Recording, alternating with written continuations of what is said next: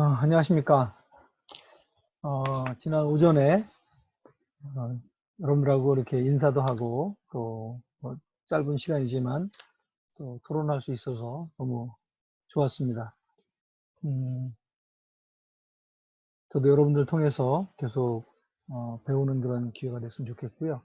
또 한편으로는 이제 KGLI 선교학 박사 과정을 시작하면서 의미 있는 그런 시작이 됐으면 좋겠습니다. 이제 두 번째 주제를 좀 얘기할까 합니다. 아까 제가 오전에도 말씀을 드렸지만 다음번 과제는 이 존 스타트하고 크리스토퍼 라이트가 쓴 선교란 무엇인가 라는 책입니다. 전체 다 읽으시면 좋겠지만 여러분들 너무 사역 중에 바쁘신 가운데 공부하신 거기 때문에 제가 4챕터만 2개 주제만 우선 정했습니다.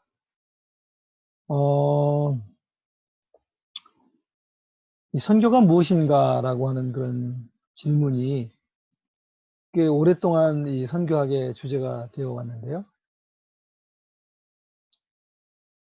오랫동안 선교가 진행되어 왔고 지금도 엄청나게 많은 사람들이 선교를 마음 품고 전문을 바치고 생애를 바쳐서 하고 있는데 선교가 무엇인가라는 걸 다시 질문한다는 게 조금은 좀 이해가 안 된다 이렇게 생각할 수도 있는데 어쨌든 간에 특별히 20세기 중반 이후부터 선교가 무엇인가라고 하는 그 질문이 꽤 오랜 동안 저희들의 특히 선교학의 주제가 되어 왔습니다. 한 예를 들면은요, 1969년에 소위 카모나 선교의 대표적인 저널이죠. International Review of Mission. 이 저널은 1912년, 그러니까 아마 에딘버러 대회 직후에 시작이 된 것 같은데요. 1912년부터 시작된 이 선교 저널인데요. 69년도, 그러니까 약 한 47년 정도가 지난 뒤에 이름이 바뀌었어요. 원래 이름 뭐였냐면 International Review of Missions, 복수입니다. 근데 69년에 이제 69년 4월 판에 두 번째 1년에 4번 나오는 저널인데요. 두 번째 판부터 이제 이름을 미션 단수로 바꿨습니다.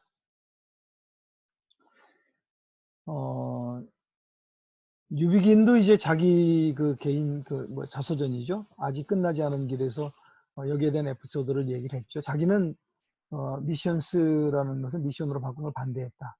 근데 이제 본인이 자리를 비운 사이에 이제 편집인들이 이것을 이제 단수로 바꿨는데 그래서 굉장히 많은 토론이 있었다는 것을 여기서 얘기하죠.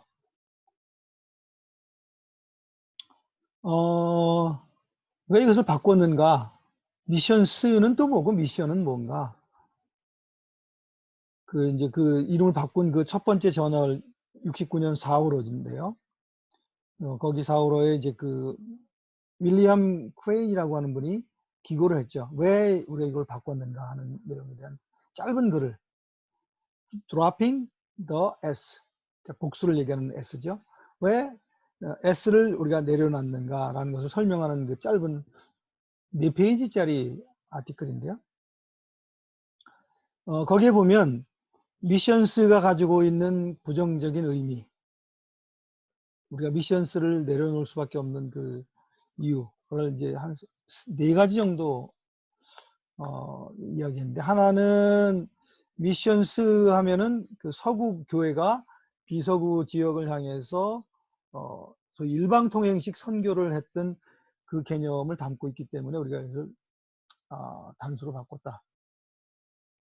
또 미션스 그러면 소위 서구 출신의 아주 전문적인 지원을 받고 훈련을 받고 아주 전문적으로 이 선교에 참여하는 그 사람들의 일로 선교가 그런 이미지가 고정되어 있기 때문에 모든 그리스도인들이 감당해야 할 사명으로서의 선교, 그런 의미에서 이제 단수로 이것을 바꿨다. 세 번째는 이 선교는 뭐 다양한 선교사, 다양한 선교단체가 하는 일이라기보다는 삼위일체 한 분 하나님께서 이 세상을 향해서 행하시는 일이다. 그런 의미에서 단수가 더 적합하다. 이렇게 이제 설명을 하고 있고,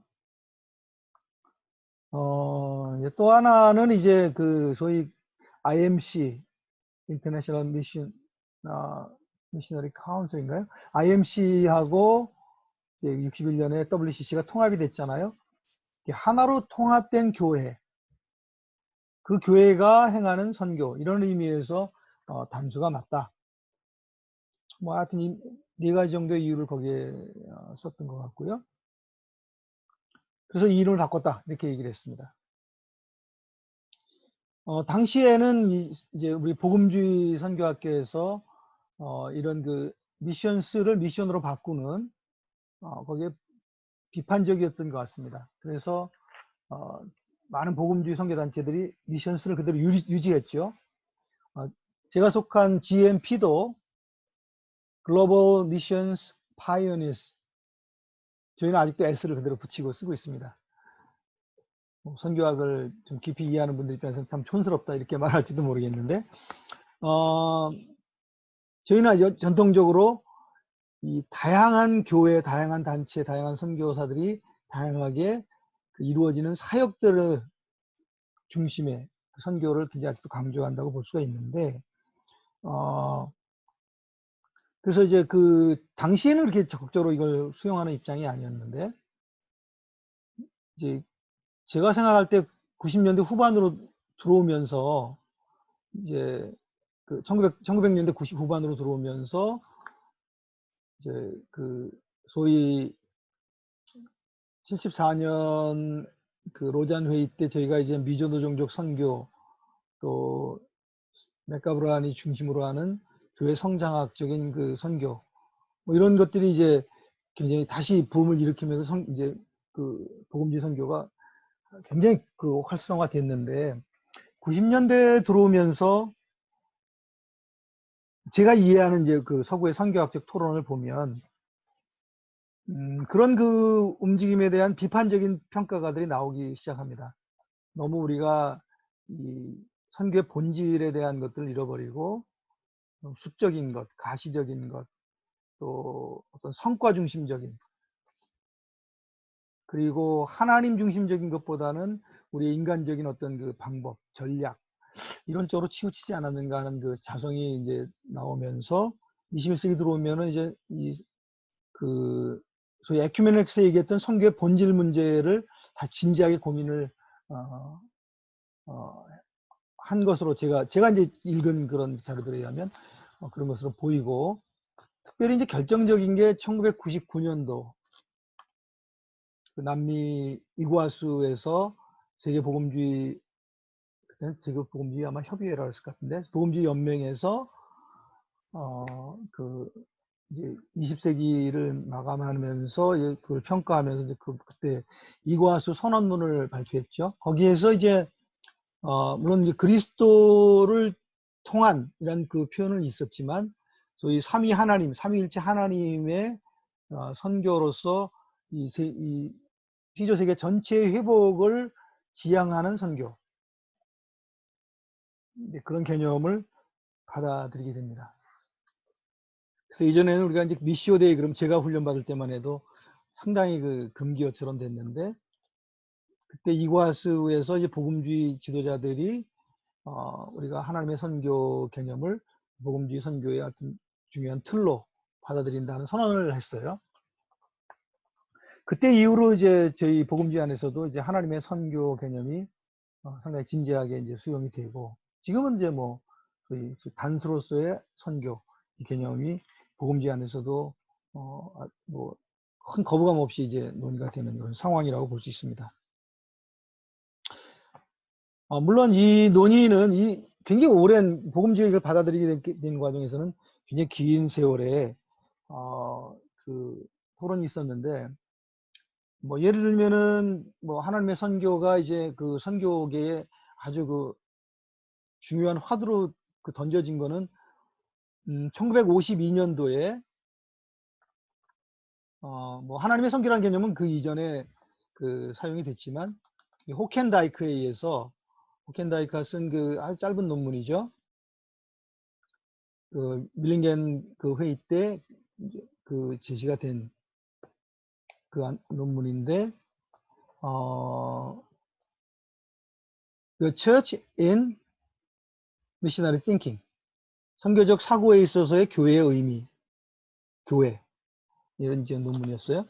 그래서 거기서 이제 이 교회 중심적인 그런 선교가 계속 우리가 논의됐는데 교회를 개척하는 것이 교회 선교의 어떤 핵심이고 뭐 이런 식의 논의가 됐는데 당시 아마 호켄다이가 그것을 아마 수렴한 전체 그 뭐라 그럴까요? 정리를 해서 발표한 내용이지만 그 전에 그 당시에 상당히 많은 그 뭐 제3세기의 교회에서도 서구적 관점에서 교회 또 교회 중심이어도 선교에 대한 그 뭐라 그럴까요? 비판이 있었고 서구 안에서도 이거에 대한 상당히 많은 논란이 있었고 그것이 이제 이 호켄다이크에 의해서 그 짧은 논문으로 제시가 됐고 그것이 큰 화두가 됩니다. 그래서 이것이 이제 나중에 60년대 가면은 너무 샬롬 이 세상의 변화라고 하는 쪽으로 너무 많이 갔기 때문에 그 호켄다이크가 굉장히 그 비난을 받았지만 52년 그때 당시는 이 센세이션을 일으켰어요. 아 그렇구나 우리가 너무 그 하나님의 선교를 이 사람들의 영혼의 구원 교회로만 이렇게 좁게 봤는데 하나님이 이 세상을 회복을 원하시는 것은 그보다 더 큰 그림이었구나 하는 것들을 이제 그때 충격을 준 건데 그때 이후에 이것이 이제 계속 논의가 되는 거예요. 그래서 에큐메니컬 쪽에서는 계속 이 세상 전체 회복이라고 하는 주제를 가지고 뭐 때로는 극단적인 것까지 이렇게 이제 선교의 개념이 흘러갔는데 당시에 이제 이런 그 문중에 반발을 해서 저희가 이제 복음주의 로잔 선교대회가 있고 거기서 다시 미전도종족이라고 하는 그 개념이 살아나고 교회 성장의 개념이 살아나고 그래서 이제 다시 우리가 그래도 교회 중심의 그 교회를 개척하고 기독교가 확장되는 과정에서 하나님 나라 회복된다고 하는 그 관점이 다시 이제 그 선교 운동으로 복음주의 선교 운동으로 활성화되면서 큰 줄기에 흘러갔죠. 근데 이제 지금 21세기 들어오면 이게 다시 수렴한다고 하는 느낌이 들어요. 이쪽 에큐메니칼은 그들이 그 가지고 있는 세상 지향점이 오히려 교회를 폭망하게 하는 교회가 아주 급격히 침체되게 하는 걸 통해서 교회가 다 이렇게 없어진 상황에서 우리가 세상 어떻게 바꾸지?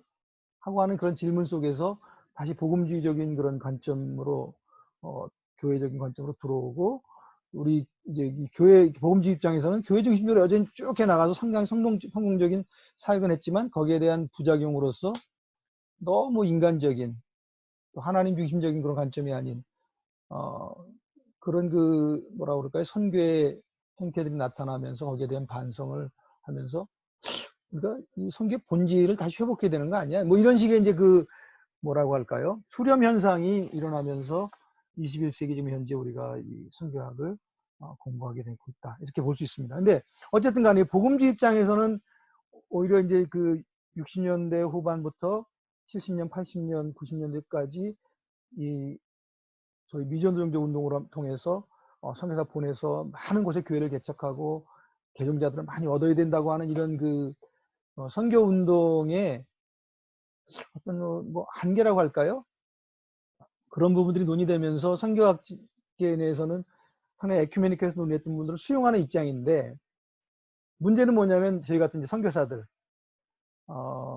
미전도종족 운동이라든지 교회 개척이라든지 이런 전통적인 복음주의적인 관점에 가지고 나간 우리 선교사, 특히 한국 선교사님들이 그때 한국 선교 운동이 일어나면서 이제 그런 운동에 이제 물결을 타고 우리가 많이 나갔는데 현장에서 우리가 진행하고 있는 선교와 선교학에서 논의되고 있는 그런 논의들 간의 갭이 굉장히 커졌다고 할까요?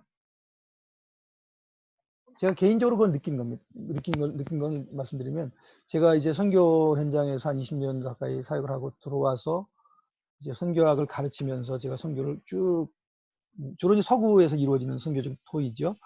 그걸 보면서 느끼는 거는 이게 괴리감이 좀 크네 이런 느낌이 듭니다.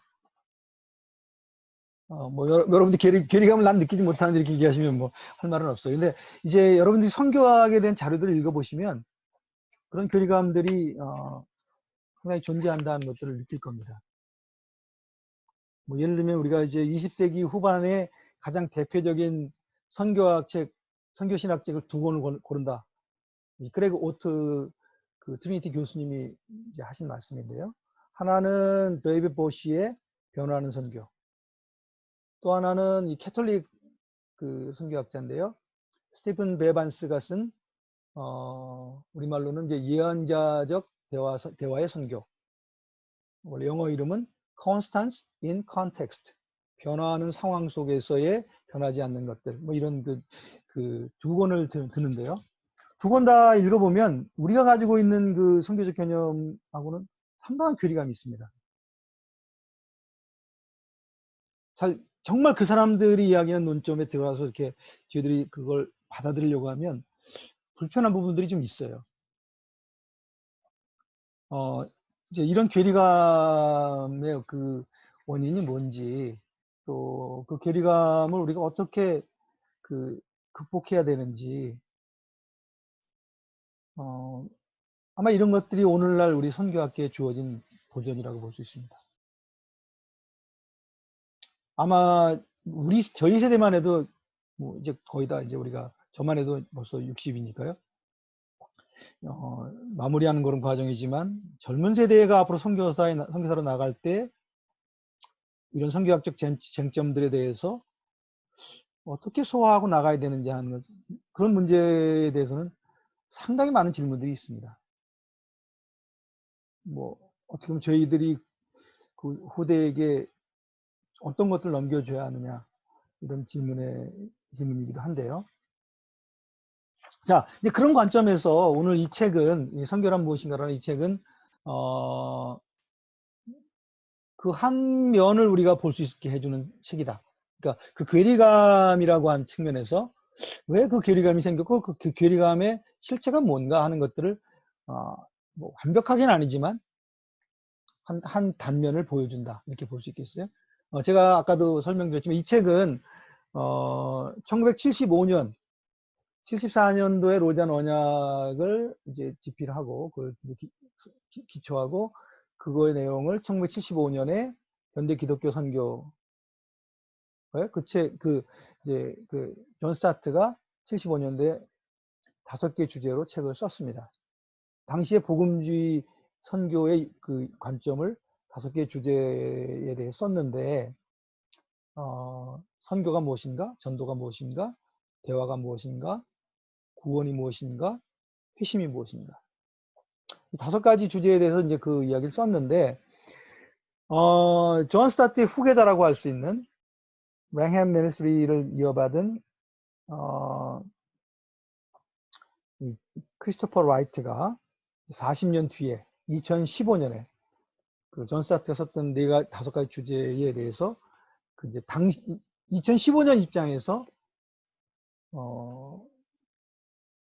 같은 그 토픽들을 이제 정리합니다.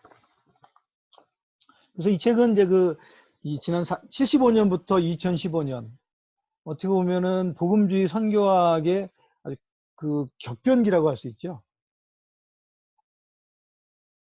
에큐메니컬 쪽에서는 아마 50년대부터 70년대까지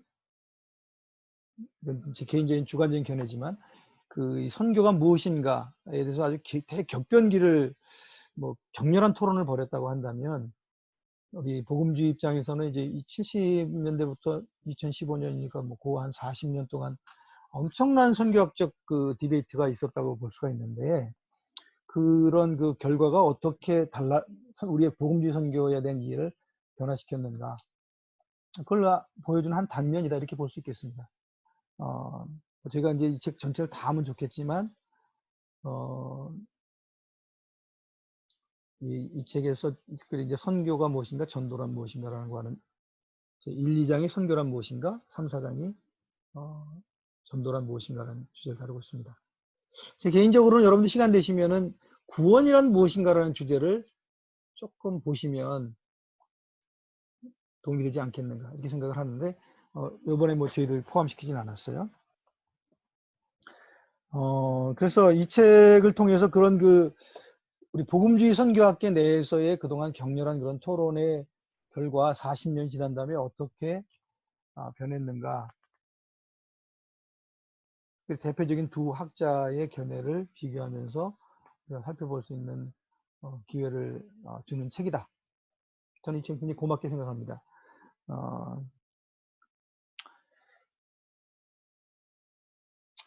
이제 1장부터 제가 간단하게만 좀 설명을 좀 드리면, 뭐 여러분 다 읽어보시겠지만, 제 이해가 뭐 반드시 이 책에 대한 완벽한 그런 이해를 제가 드릴 수 있는 건 아닌데, 부족하지만 제가 이제 읽으면서 느꼈던 그런 차이점이라고 할까요? 쟁점이라고 할까요? 그런 부분들을 간단하게 좀 설명을 하고, 이제 이 과제에 대한 질문을 제가 좀 설명을 하는 걸로 하겠습니다. 먼저 첫 번째 1장은 이제 존 스타트가 이야기하는 선교가 무엇인가라는 그 내용이죠. 당시 존 스타트가 이제 부딪히고 있던 과제는 뭐냐면은 에큐메넬 쪽에서 올라오는 개인 영혼 구원, 교회, 개척 이런 식의 어떤 복음주의적인 관점의 초점과는 좀 반대가 되는, 그러니까 호켄하임다이크가 제안한 하나님의 선교는 그것보다 넓다. 이 세상 전체의 구속이지.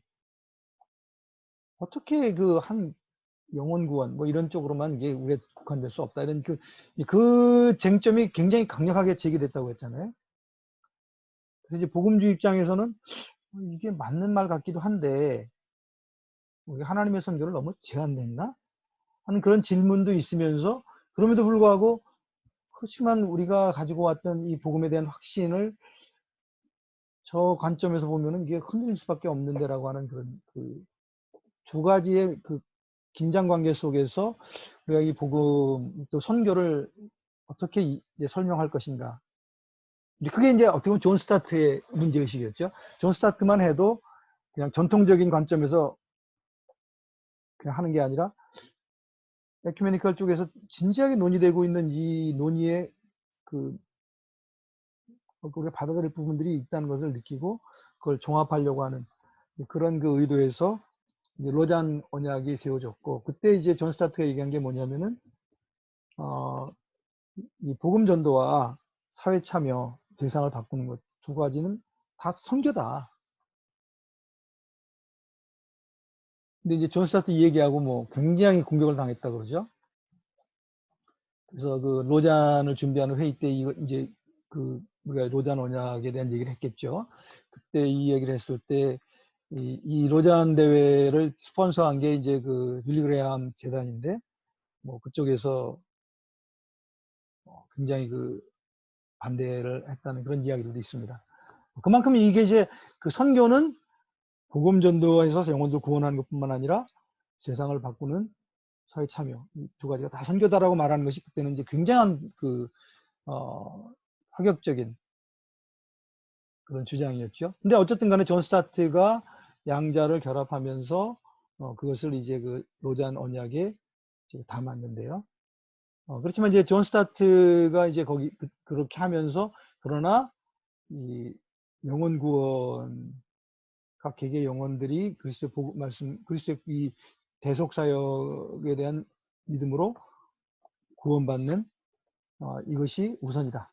복음 전도가 먼저 우선돼야 된다라는 이야기를 했죠. 그래서 이제 로잔 언약에서는 사회 참여와 복음 전도는 다 선교지만 이 복음 전도의 우선성이 유지돼야 된다.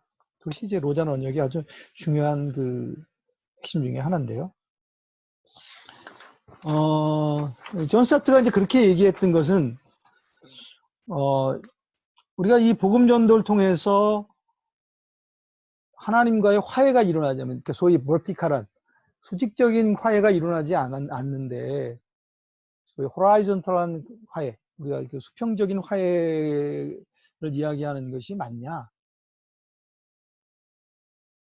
그리고 만약에 버티컬한 하나님과의 관계에 화해가 없이 세상에 완벽한 샬롬을 이룬다고 해서 그게 정말 하나님이 원하시는 완전히 회복된 세상이라고 볼 수 있느냐? 뭐 이런 이제 질문을 하면서 존 스타트는 전도가 우선돼야 된다. 소위 evangelism is the primacy. 그러니까 그 전도가 우선적이다라고 하는 그 의견을 담았던 것이죠. 그래서 이 책도 보면 존 스타트가 이제 그 선교에 대해서 이야기할 때 두 가지가 다 선교다. 그러나 복음 전도는 특별히 각 개개인들이 예수 그리스도의 그 대속의 그 소식을 듣고 거기서 하나님과의 관계가 회복이 되는 이 소위 전도가 우선적이다라고 하는 그 원칙을 고수했던 것이죠. 자, 근데 이제 그 크리스토퍼 라이트로 넘어오면 이 소위 전도의 우선성이라고 하는 부분에 대해서 이제 그 비판적인 입장을 취하고 또 하나는 이제 전도의 우선성의 연장성인데요. 존 스타트는 선교를 얘기할 때 이 하나님이 그 하나님의 백성, 하나님과의 화해를 이룬 백성들을 세상에 보내서 그 백성들이 세상 가운데 행하는 하나님의 뜻. 제가 조금 차이가 있지만 잘 들어보세요. 하나님과 화해한 하나님의 백성들을 세상 가운데 보내서 이 하나님의 백성들을 통해서 세상이 이 창조 그 원래 목적을 회복하게 하는 그 과정을 선교로 설명했어요. 근데 이제 크리스토퍼 라이트에 오면은 우선은 이제 전도의 우선성이라고 하는 자체를 이제 부정을 합니다. 부정이라고 해야 될까요? 이것이 좀 존 스타트의 이 복음 이해에 이제 조금 좀 아쉬운 부분이라고 할까요? 그거를 이제 크리스토퍼 라이트는 뭐라고 설명을 하냐면 어떻게 영혼을 구원하는 것하고 전도와 이 사회에 참여, 세상을 바꾸는 것이 구별이 될 수가 있느냐. 사람을 놓고 봤을 때 육체를 도와주는 거하고 그 영혼을 도와주는 것이 어떻게 나뉠 수가 있냐. 사람이 하나의 통합적인 하나인데 이 세상이 하나인데 세상을 영혼들 구원하는 전도, 그 교회 세우는 것하고 세상을 바꾸는 이게 나눌 수 없다. 그래서 이제 전도의 우선성을 크리스토퍼 라이트에 오면은 이것보다 더 중요한 게 이것도 중요하지만 이것은 복음의 총체성에 맞지 않기 때문에 사실 이 복음의 우선성, 복음의 중심성, 하나님 중심성, 미시오데이의 중심성 이쪽으로 이게 바뀝니다. 그 차이가 미묘한 차이인데요. 어쨌든 간에 여러분들 그 책을 읽어보시면서 이제 그 내용이 이제 크리스토퍼 라이트에 오면 복음 전도의 우선성보다는 이걸 구분할 수 없기 때문에 통합된 하나이기 때문에 이 통합된 하나 나눠가지고 이게 먼저고 이건 나중이다 이렇게 말하는 건 맞지 않고 이 하나이기 때문에 이 하나 전체를 아우르는 중심이 뭐냐면 복음이 중심이 돼야 된다. 제가 3년 전인가요? 크리스토퍼 라이트가 온누리교회에서 그때 이제 강의할 때 다이어그램을 그리더라고요. 복음이 가운데 있고 여러 가지 다양한 것들이 영혼 구원도 있고 세상을 바꾸는 것도 있고 뭐 이렇게 해서 하나의 통합성. 이 전체는 하나님이 창조한 세계 하나죠. 하나. 우리가 이원론적으로 나누는 그런 것들, 그건 우리 인간적인 입장에 접근하는 것이고 그렇게 나눌 수 없는 것이다. 그래서 복음의 중심성을 이제 얘기를 하고요. 그래서 이제 전도의 우선성이라고 하는 의미를 약간 이제 통합된 거기 때문에 그걸 먼저 나눌 수가 없는데 이게 먼저라고 말하는 건 논리적으로 맞지 않다. 이제 이렇게 얘기를 하고 그 다음에 이제 또 하나는 이제 존 스타트는 아까 얘기했죠. 거듭난 구원받은 백성들을 세상 가운데 보내서 그 백성들이 세상 가운데서 하나님 뜻을 구현하고 하나님의 창조 질서를 회복하는 그런 그림을 그렸다면 이제 크리스토퍼 라이트가 이야기하는 이 선교의 그림은 뭐냐면, 제가 정확히 설명하는지 모르겠는데, 하나님이 창조 때부터 계시록 마지막 새하늘과 새 땅까지 하나님 이 세상이 피조세계 전체의 회복이라고 하는 그런 목적을 가지고 하나님 일해 오셨다는 거죠. 그리고 그 일을 위해서 뭐 이스라엘도 사용하시고 오늘날은 이제 교회를 사용을 하신다. 조금 다른가요? 뭐 아주 미세한 차이지만 실제로 이제 선교 현장, 선교의 이 그 현장에 적용될 때는 엄청난 차이가 있다고 볼 수 있는데, 어쨌든 크리스토퍼 라이트는 하나님의 선교를 얘기합니다. 전체를 이 피조세계 전체의 회복을 향한 하나님의 이 일 자체가 선교다. 그 과정에서 하나님이 우리 같이 하나님 믿는 자들을 사용하시고 교회를 사용하시고 이스라엘 사용하시고, 또 하나님 사실은 뭐 교회 말고도 이 세상의 일반 은총에 의해서 이 세상의 여러 가지 것들을 사용하셔서 하나님의 구속의 회복하는 구속 사역의 전체적인 흐름을 이끌어 가신다. 그런 관점에서 그 하나님의 큰 사역 속에서 교회 사역을 봐야 된다. 그 목적에 의해서 하나님은 이 교회를 부르셨고 하나님은 이 교회를 세상 가운데 사용하신다. 이 관점의 이제 차이를 이야기합니다. 책을 보시면서 이 두 차이가 뭔지를 여러분이 파악하실 수 있다면 오늘날 이 선교학계에서 우리가 논의되는 그 중요한 쟁점들을, 왜 미션스가 아니고 미션이냐라고 하는 그 쟁점도 이제 이해할 수 있고, 선교학의 많은 주제들이 여기에서 이제 파생이 되는데요. 뭐 예를 들면 오늘날 그 선교적 교회론, 그래서 미셔널이라는 용어가 새로 생겼잖아요. 왜 미셔너리 처치, 선교하는 교회, 그 훌러 교수의 베넨겐만 해도 미셔너리 처치라는 말을 썼죠. 근데 오늘날은 미셔너리 처치보다는 미셔널 처치라는 말을 더 많이 씁니다. 그러면 뭐가 차이가 있나? 이 미셔너리라는 건 새로운 이제 없던 단어를 만든 건데요. 이게 왜 무슨 의미냐? 미셔널이라고 하는 것은 아까 얘기한 그 하나님의 선교, 하나님이 이 세상 가운데 일하시고 있는 그 전체의 그 선교 속에서 자기 역할을 찾아가는 교회의 의미. 그래서 미셔널 처치라는 말을 씁니다. 미셔너리 처치하고 미셔널 처치의 의미는 조금 다르죠.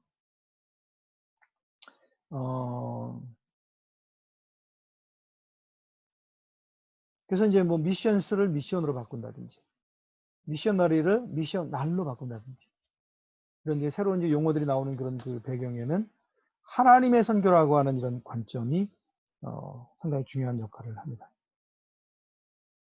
그래서 크리스토퍼 라이트는, 이제 존 스타트는 하나님께서 하나님의 백성들을, 하나님의 교회를 세상 가운데 보내서 그들을 통해서 이 세상 가운데 하나님의 회복의 일들을 이루게 하신 것을 선교로 봤다면 조금 좁죠.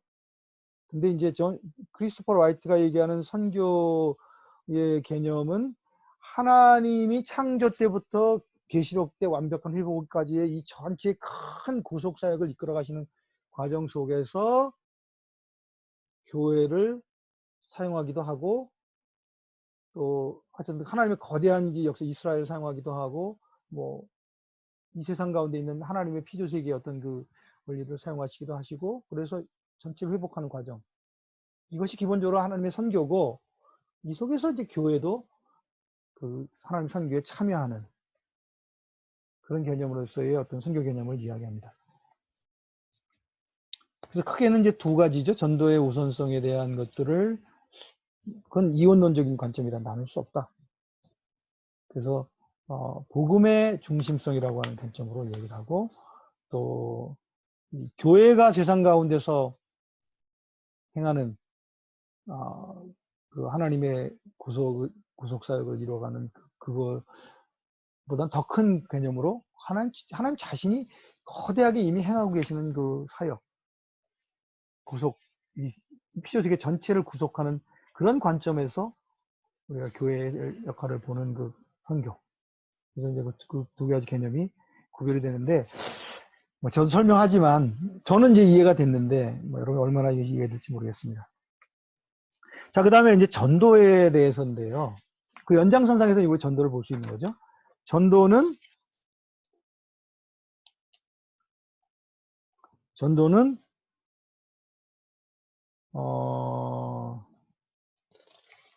전도를 어떻게 한번 설명해야 되나.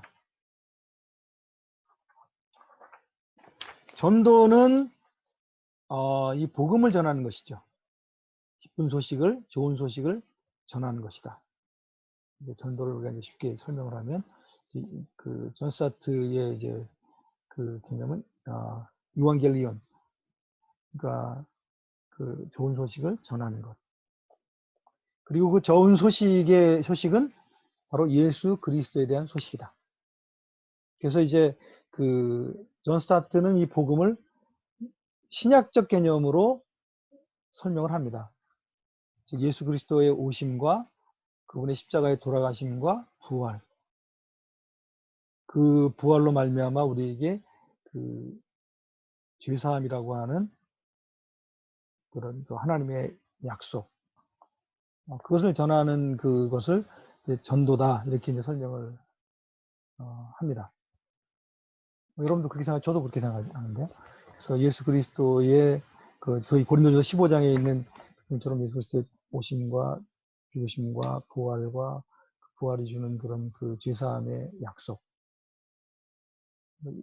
이제 그것을 이제 그 복음으로 설명을 하고 이 복음을 전하는 것을 전도다. 그래서 이 proclamation, 이 말로 그리스도의 좋은 소식을 선포하는 것을 그 전도의 가장 중심으로 이렇게 설명을 하는데요. 그래서 이제 복음을 구성하는 5가지 요소를 이제 얘기하죠. 존 스타트 책에서. 그래서 이제 복음의 사건들, 이게 역사적인 사실로서 예수의 오심, 죽으심, 부활. 그 사건을 역사적 사건으로서 우리가 확증하는 것. 이것이 첫 번째 이제 복음의 내용이고요. 두 번째 내용은 그것을 증거하는 거죠. 이 사건이 성경대로 일어났고 실제로 그 사건의 현장에 역사적으로 함께 동참했던 수많은 사람들의 살아있는 증언이 있다. 그래서 이제 증거. 그렇기 때문에 우리가 복음을 증거할 때 이거는 이제 그냥 만들어진 얘기가 아니라 성경대로 이루어졌고 그것을 또 현장에서 경험했던 많은 증인들이 증거한 얘기다. 그 다음 세 번은 복음의 확언. 이 확언이라는 것은 뭐냐면 그렇게 해서 부활하신 그리스도가 지금 살아계셔서 우리를 위해 중보하시고 우리가 그 그리스도 증거하는 현장 가운데 찾아오셔서 직접 드러내신다. 그러니까 복음의 확언이라고 하는 의미는 affirmation이라는 것은 그리스도의 현존이죠. 부활하신 그리스도의 현존. 다들 이해하시죠? 우리가 이제 전도할 때, 저 같은 경우 이슬람 사역 전도할 때 많은 무슬림들, 제가 만났던 그 개종자 형제자매들은 다 꿈에서든 환상에서든 또 아주 신기한 경험을 통해서든 그리스도의 현존을 경험하고 그 주님을 따르기로 결정하거든요. 그걸 복음의 확언이라고 얘기했어요. 지금도 부활하셔서 우리와 함께 하시고 중보하시고 드러내시는 그 그리스도. 그 다음에 약속. 이제 약속에는 이제 2가지를 여기 얘기했죠. 하나는 죄사함의 약속, 또 하나는 성령을 보증으로 주신다고 하는 약속. 그래서 우리가 이제 죄사함의 그런 감격을 경험하고 성령의 내주를 경험하게 되죠. 그 다음에 이제 복음의 요구는 이제 이게 이제 요즘 그 이머징 교회에서는 쟁점이 되는데, 예수 그리스도를 받아들이고 개인의 구주로, 그리고 지난 죄를 향해 살던 삶을 돌이켜서, 회심이죠. 돌이켜서 그리스도를 향해 하나님의 뜻을 향해서 나가는 삶의 방향성을 전환하는 것. 회개라고 그러는데요. 우리가 회심. 회개와 회심이죠. 회개는 이제 우리가 그동안 가던 길을 잘못했다고 이제 잘못했다고 고백하고 인정하고 거기서 돌이킨 것이 회심이라고 그러는데, 그래서 돌이켜서 이제 그 믿음을 갖게 되고 그것을 이제 공적인 세례로 또는 침례로 이제 고백하는 그것이 복음의 요구라고 할 수 있죠. 또 이제 더 나가면 이제 뭐 교회에 소속이 된 거죠. 이제 우리가 세례를 받는다는 것은 그 그 새로운 공동체의 일원이 된다는 의미니까요. 그래서 이제 이런 그 5가지 요소인데요. 그 제가 한 가지 빠졌네요. 이렇게. 그래서 이제 이런 그 복음의 5가지 구성 요소 속을 그를 이제 그 사람들에게 말로 선포해서 그들이 그것을 받아들이고 이해하고 받아들이고 그 하나님과의 그 화해와 또 죄사함을 받아들여서 또 그 하나님 나라의 가족이 되는 교회의 일원이 되는 이런 과정을 이제 복음의 내용으로 이제 존 스타트는 설명을 했습니다. 그래서 여기 보면 존 스타트가 얘기한 것 중에 로잔 언약을 인용을 하는데요. 몇 가지 이제 키워드가 있죠. 전도는 사람들이 개인적으로 오늘날 이게 굉장히 큰 이슈가 됩니다. 꼭 한 개개인이 예수 믿고 이건 그걸 부정하는 건 아닌데 그게 가장 핵심이냐 우리가 하나님 나라의 큰 거대한 이 피조 세계의 회복이라고 하는 그런 주제 앞에 너무 개개인의 그런 운명에 대한 것들이 너무 전면에 부각되는 것은 이게 순서가 바뀐 거 아닌가 이런 식의 이제 그 관점이 좀 있는데 존 스타트는 개인적으로라고 하는 개개인의 그런 그 반응을 굉장히 중요시 여겼고 그리스도께 나아가 하나님과 화해하도록 설득할 목적으로 구세주요 주님이신 그 역사적 성경적 그리스도를 선포하는 것 그러니까 선포 proclamation 선포하는 것을 굉장히 중요한 전도의 그 의미로 봤습니다. 근데 이제 그 크리스토퍼 라이트에 들어오면 이런 부분들이 이제 조금 강조점이 바뀌는 것을 여러분들 볼 수가 있는데, 크리스토퍼 라이트 4장에서 이제 그 얘기하는 전도는, 그러니까 전도의 우위성을 이미 2장에서 얘기했죠. 전도의 우위성은 이원노적 사고에서 나온 거기 때문에 하나의 통합적인 그 존재로서 보고, 그 사람의 영혼과 그 사람이 살고 있는 사회적 상황, 역사적 정황을 구분하지 말고, 2가지 통체적으로 복음이라고 하는 관점에서 2가지를 다 한꺼번에 돕는 것. 나누면 안 되고 이원론적 사고니까요. 그렇게 이제 복음의 중심성을 얘기했잖아요. 전도에서도 여기서도 마찬가지로 하나의 총체적인 그런 인간으로서 접근해서 복음을 전해야 된다. 이렇게 이제 얘기를 합니다. 여러분 어떤지 모르지만 저는 이원론적 사고가 있었어요. 지금도 있고요. 그래서 영혼 구원이 중요하다고 생각하거든요. 우리가 육체가 이제 죽을 때 육체와 내 안에 있는 그 또 다른 나의 존재가 분리가 되고 그 죽은 그 분리된 그 존재가 하나님께 나아가서 어떤 새로운 그 차원으로 나아간다는 게 이제 저는 제가 가지고 있는 이제 기본이 이게 동양적인 또는 그 한국적인 문화인지는 모르겠는데 제가 이해하는 성경은 그렇게 이해합니다. 그래서 그 죽음 이후에 이 썩어진 이 장막을 벗는 순간에 그 운명에 대해서 그것이 이제 이 복음의 굉장히 중요한 그 이유다 이렇게 이제 저는 생각을 하는데 크리스토퍼 라이트는 그걸 어떻게 나누냐?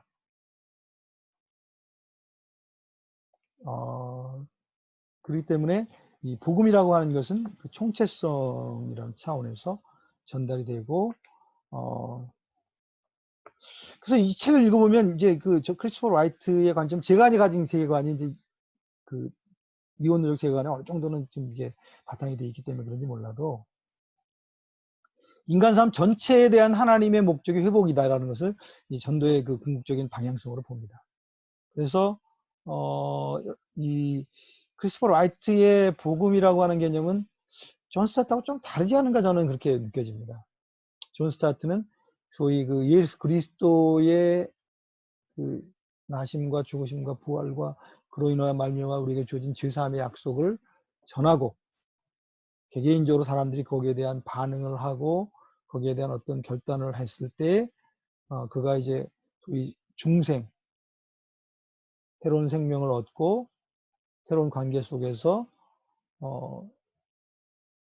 이제 회복이 되는 그리고 거기서부터 시작해서 이 하나님 피조 세계 전체의 회복을 이렇게 이끌어내는 이제 그런 관점에서 저는 생각을 많이 했는데 크리스토퍼 라이트는 그거는 너무 이원적으로 나눠 있고 복음의 총체적 접근에 대해서 조금 그 뭐라 그럴까요? 이것이 완벽하지 못한 그런 적용이 아닌가 이렇게 이제 하는 입장입니다. 제가 설명 잘했는지 모르겠어요.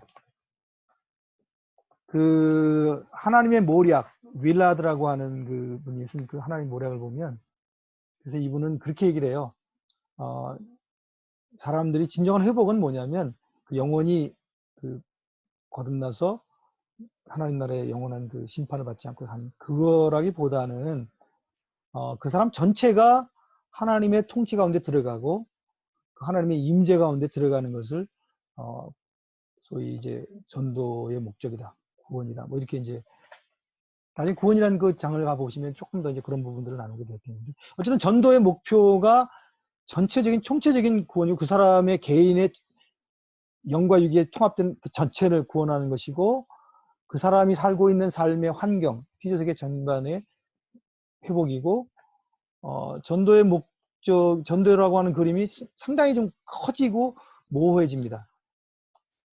그래서 이제 그 존 스타트, 그러니까 크리스토퍼 라이트는 이 신약에 나온 그리스도의 그 스토리 중심으로의 복음이 아니라 창조부터 다시 계시록의 회복에 있는 전체 그림 속에서의 회복을 바라보면서 그리스도의 은혜를 전하는 것이 전도다. 이제 그런 개념으로 여기 이제 설명을 하고 있고, 그래서 이제 신구약 전체를 얘기합니다. 신약에 기초한 그리스도의 그 역사적 사건 중심의 복음이 아니라 구약, 신구약 전체를. 물론 이제 그 존 스타트도 구약도 이 복음의 일부다. 왜냐하면 구약에서 예언된 그 예언된 대로 예수 그리스도가 오셨기 때문에 구약의 의미가 있고 또 예수 그리스도와 죽음이 우리의 죄사함과 구속과 연결된다는 그 근거를 어디서 찾을 수 있느냐? 그건 구약적인 그런 스토리에서 우리가 찾았기 때문에 구약 자체도 그 그리스도를 설명하는 것이다. 예수님도 이제 그 누가복음 24장에 그렇게 얘기를 했으니까 그런 관점에서 구약을 이야기하지만 그 크리스토퍼 라이트가 얘기하는 구약적 개념하고는 좀 다릅니다. 왜냐하면 이 구속이라고 하는 개념이 크기 때문에 훨씬 구약, 신구약을 다 포괄해서 얘기하는 그 복음의 의미가 그리고 그렇게 해서 그 복음을 전한다고 하는 그 이 전도의 의미가 존 스타트하고는 조금 결이 다르다 이렇게 볼 수 있겠습니다.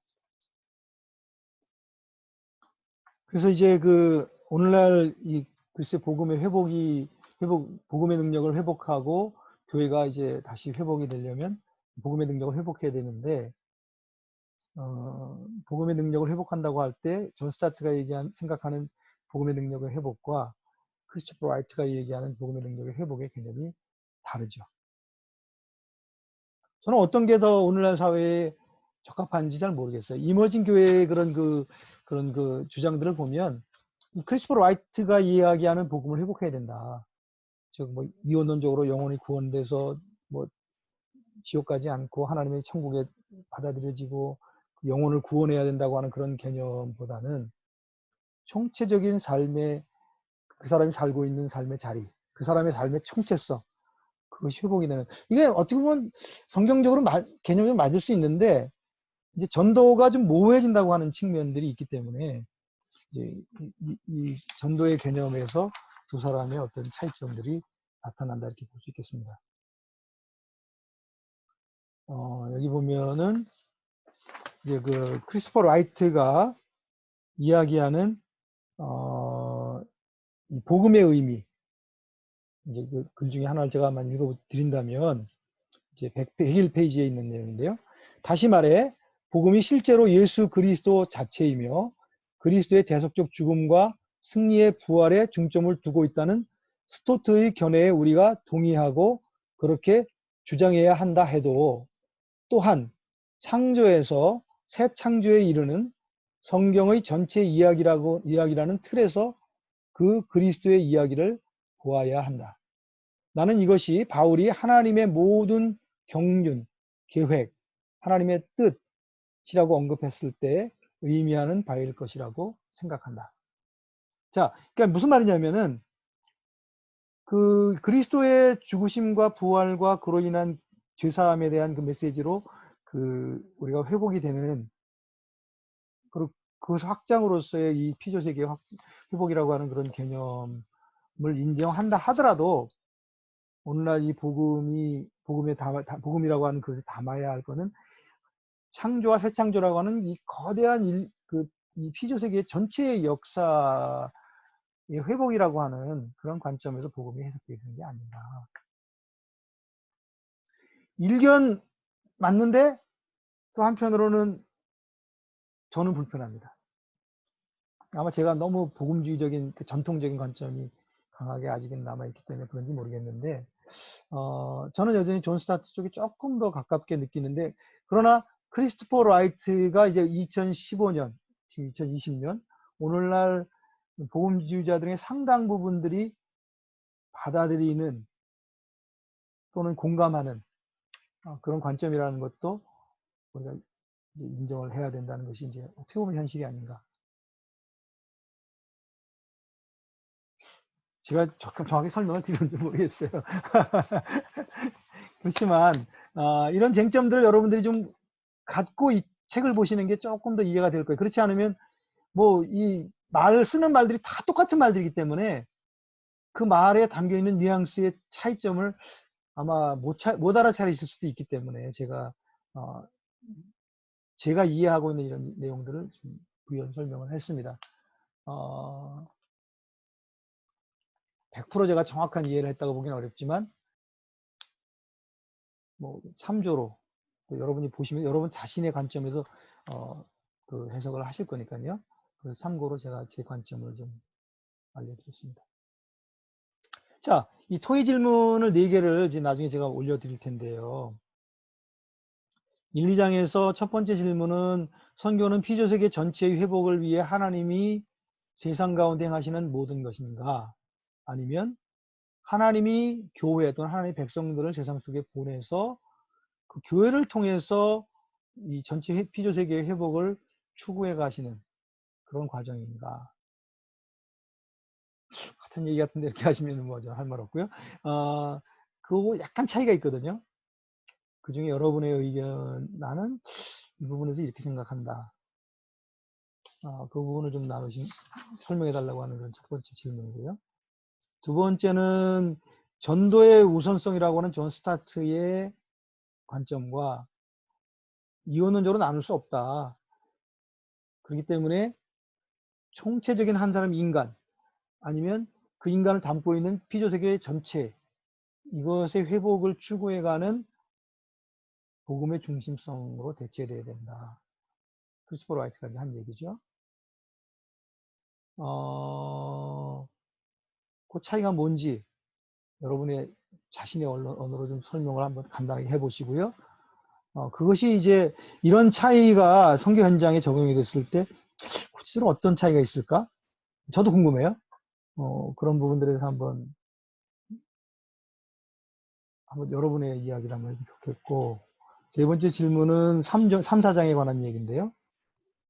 전도라고 할 때 우리가 복음을 전하는 거라고 그랬는데, 그러면 이 복음은 이 신약에 나타난 그리스도의 그 스토리 중심으로 선포되는 것을 우리가 복음이라고 말할 수 있는가? 아니면 신구약 전체 창조부터 타락, 후속, 차창조까지 이르는 이 거대한 피조세계의 회복이라는 관점에서 그것이 이제 복음의 진짜 내용이고 이것을 전하는 것이 전도다. 이렇게 이제 두 학자가 얘기를 했는데요.